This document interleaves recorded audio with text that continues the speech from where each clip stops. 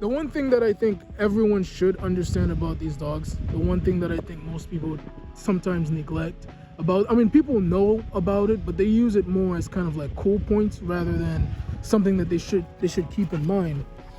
And that's the history of these dogs, where they come from, where they came from, what they were bred for, the purpose of their creation, history of the breed itself. So I think it was between 1920s and 1940s, between those dates. It was a Dr. Antonio Norris Martinez, I believe. He wanted to create a hunting dog that was just as powerful and just as vicious and just as brave as the local fighting dog at the time that was called the Fighting Dog of Cordoba, or the Cordoba Fighting Dogs.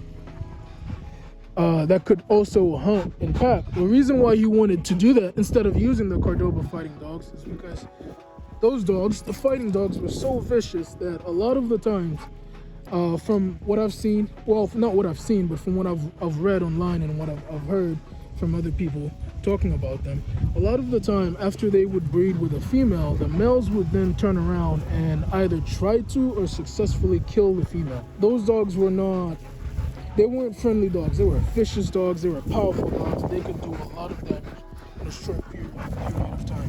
In fact, they were really popular fighting dogs. They were really good at what they do. That gives you an idea of how powerful they were. But the problem with that is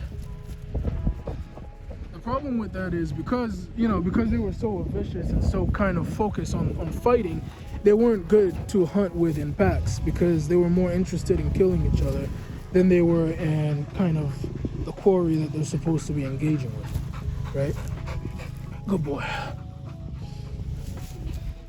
So, as a result, Dr. Martinez wanted to create a dog that was just as powerful as the Cordoba fighting dogs, but less kind of vicious with each other.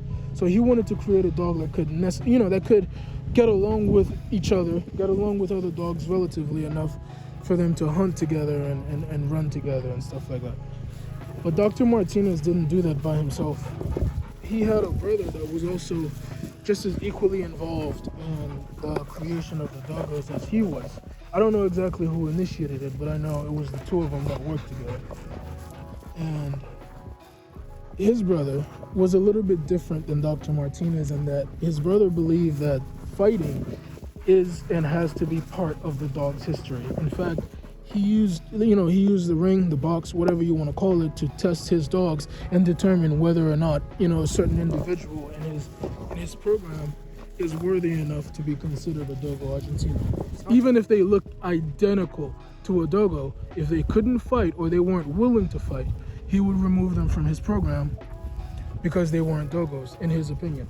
What happened as a result of that is the Dogos kind of split into two camps, right? It was nasty. There was Dr. Martinez's camp, who really didn't focus too much on fighting. I'm not sure if he fought his dogs or not, but everything that I found online and videos and experts talking about it, Dr. Martinez was not really kind of focused on fighting, but his brother was heavily focused on that.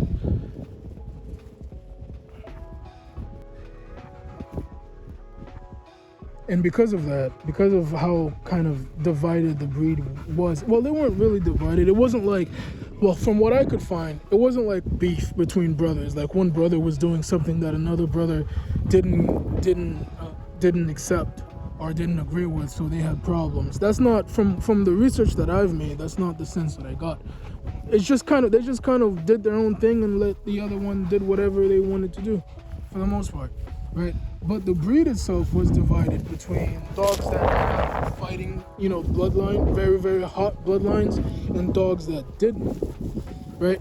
And if you're like me, if you didn't get your Dogo Argentino from a breeder, because I didn't get Apollo from a breeder, I got him from a friend who had too many. Yeah, he had a big litter, he had too much of them, couldn't sell all of them in time, so he gave me Apollo for the low.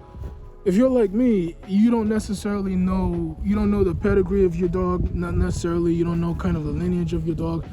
you might be getting a dog that is from fighting lines. And even today, there are places in the world today, places in the Middle East and places in Japan, where doggos are regularly fought against other dogs and against other doggos. So, for all intents and purposes, and I don't want to say it because it sounds negative and it sounds bad, which I guess it is, through no fault of the breed, but for all intents and purposes, the Dogo Argentino is a fighting breed. The very first, the foundation of the dog, the first, I guess, female dog that was used in the program of creating the Dogo Argentinos was a very successful, very vicious fighting dog. In fact, that's why she was chosen.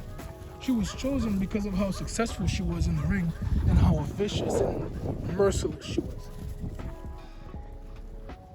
And even if Dr. Martinez, I guess, stopped using fighting dogs and didn't fight his dogs and stuff like that, there are still really hot bloodlines in you know, like I said, in the Middle East and in Japan, where people are still fighting them and people are still breeding them and you know, kind of transporting them throughout the world where those dogs are still legal.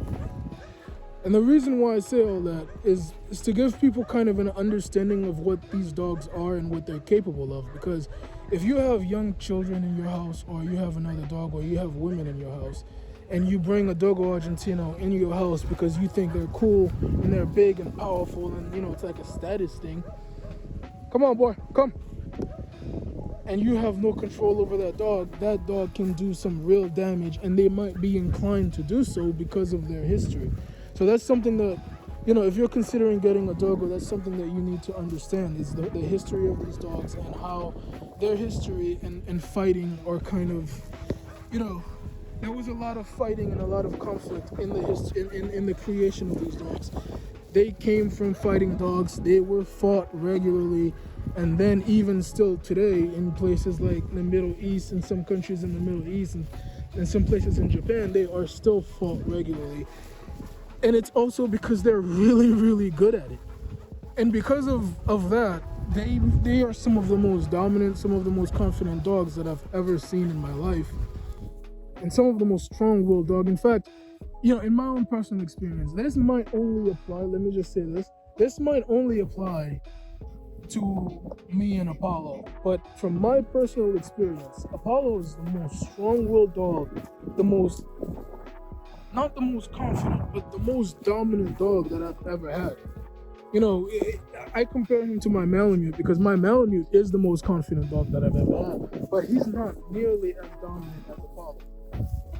Right? He's dominant, but Apollo goes out of his way to make sure that everyone knows he's in charge. Like, he's on top of stuff. When I take him to the dog park, the other dogs pick on him because of that. Because he's so young, but he's so dominant, so full of himself, that they pick on him. They try to submit him, and he never submits. Who's that, boy? Who's that, boy? Get it.